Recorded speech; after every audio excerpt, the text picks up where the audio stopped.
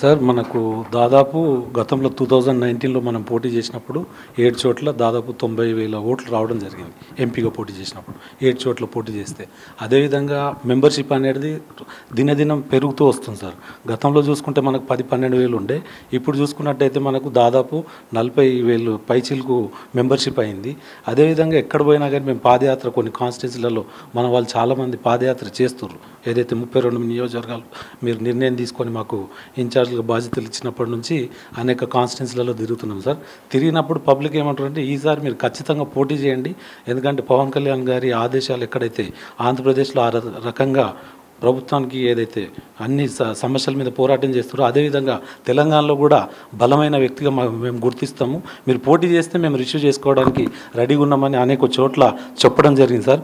దాంట్లో భాగంగా మేము చాలా చోట్ల ఎక్కడ పోయినా కానీ 500-1000 మంది మాతో పాటు పాదయాత్రలో పాల్గొని ఆ పాదయాత్రను జయప్రదం చేస్తారు సార్. అదేవిధంగా ఈసారి ఖచ్చితంగా చేస్తే బాగుంటుంది సార్, ఎందుకంటే గతంలో మనం 14 కానీ 18 కానీ పోటీ చేయలేకపోయినాం, 19లో పోటీ చేసి ఆగిపోయినాం. అదేవిధంగా మనం ఖమ్మం కార్పొరేషన్లో పోటీ చేస్తే దాదాపు 2 చోట్ల సెకండ్ ప్లేస్ రావడం జరిగింది సార్. 7 చోట్ల మనం పోటీ చేస్తే 2 చోట్ల సెకండ్ ప్లేస్ రావడం జరిగింది. అది భారతీయ జనతా పార్టీ కూడా అక్కడ ఒకటి గెలవడానికి కారణం మనమే సార్. అదేవిధంగా జెడ్పీటీసీ ఎంపీటీసీ పోటీ చేస్తే మనం దాదాపు ఒక 494 పోటీ చేస్తే ఎంపీటీసీలు దాదాపు 2-3 చోట్ల ఒక చోట గెలిచినాం సార్. 2-3 చోట్ల మనం సెకండ్ ప్లేస్ ఉన్నాం.